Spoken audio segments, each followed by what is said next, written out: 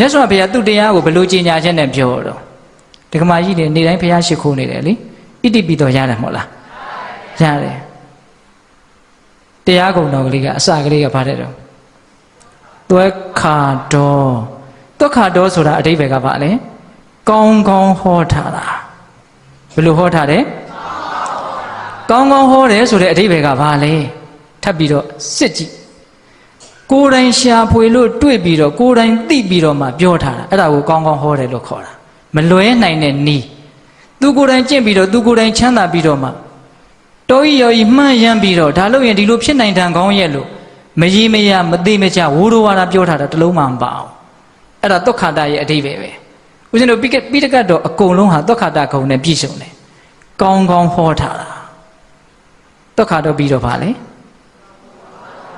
ဘဂဝါတော်ကဂုံတော်မဟုတ်ဘူးလေသုခတော်ဘဂဝါတာဓမ္မောဘဂဝါတာမြတ်စွာဘုရားရှင်ကိုတော်မြတ်ကြီးသည်ဟောကြားတော်မူသောဓမ္မောတရားတော်မြတ်သည်သုခတော်ကောင်းကောင်းဟောထားတယ်သုခတော်ဘဂဝါတာဓမ္မောတန်ဒိဋ္ဌိကောတန်ဒိဋ္ဌိကောကဘာပြောတာလဲကိုယ်တိုင်သိနိုင်တယ်အလိမ့်မခံရဘူးသူများပြောတာလေးတင်လမ်းဆုံးသွားတယ်မလို့ဘူးလက်တွေ့သိနိုင်တယ်အဲ့ဒီလောက်အာမခံချက်ရှိတဲ့တရားဘုရားသာသနာကလွဲလို့ဘယ်မှာမှမရှိဘူး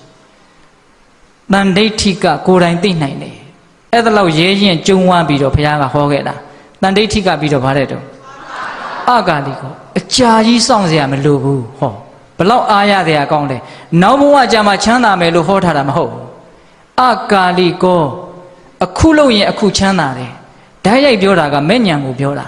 မဲ့ညံအခုကြားလိုက်တာနဲ့စိတ်မချဘဲနဲ့ဖိုညံတန်းဖြစ်တယ်အခုကိလေသာပယ်လိုက်တာနဲ့အခုတန်းပြီးတော့အေးသွားတယ်အဲ့ဒီအဓိပ္ပာယ်ကိုပြောတာအကာလိကဆိုတာတရားဓမ္မတို့ဦးဇင်းတို့တာမန်နားလည်အောင်ပြောမယ်ဆိုရင်အခုလို့ရင်အခုချမ်းသာတယ်ဒါနပဲဖြစ်ဖြစ်သီလပဲဖြစ်ဖြစ်အချိန်ဆောင်စရာမလိုဘူး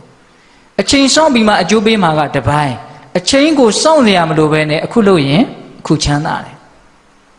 ကောင်းကောင်းဟောထားတယ်ကိုယ်တိုင်သိနိုင်တယ်အကြာကြီးစောင့်စရာမလိုဘူးမလုံးသင့်ဘူးလားဒီအလုပ်အဲ့ဒါလို့လုံးလို့ကိုယ်တိုင်သိလာပြီဆိုရင်ပြီးတော့ပါလာတော့အေဟိပတိကောခင်နဲ့မင်းနဲ့မေတ္တာရှိတဲ့လူတွေကိုလှုပ်ကြည့်စမ်းပါနော်တိုက်တွန်းသင့်တယ်ကိုယ်တိုင်ကောင်းမှန်းသိလာတော့မေတ္တာရှိတဲ့လူကိုဒါကသဘာဝတရားပဲဒါဒီလိုသိလာရင်ဒီလိုပြောတယ်ဆိုတာသဘာဝတရားအဲ့ဒီလူရဲ့ပါဇက်ကိုပိတ်ထားလို့မရဘူးကိုကတကယ်မေတ္တာရှိတာကိုအေဟိပတိကောပြီးတော့ဗာလဲဩပနေယိကောဩပနေယိကောကဗာလဲ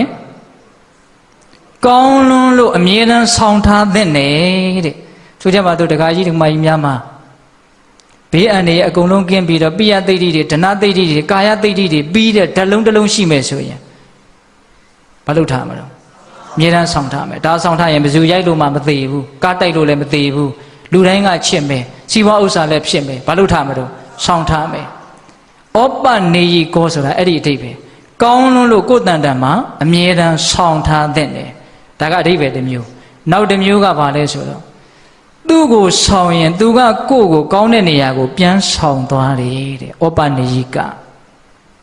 အဲ့ဒီလိုကြီးညာပြီးတော့ဘုရားကဟောတာနောက်6ခုမြောက်ဂုဏ်တော်ကဘာတဲ့တော့ပစ္စဒံဝေရိတဘောဝိညုဟိအဲ့ဒီလောက်ကောင်းတဲ့တရားဟာ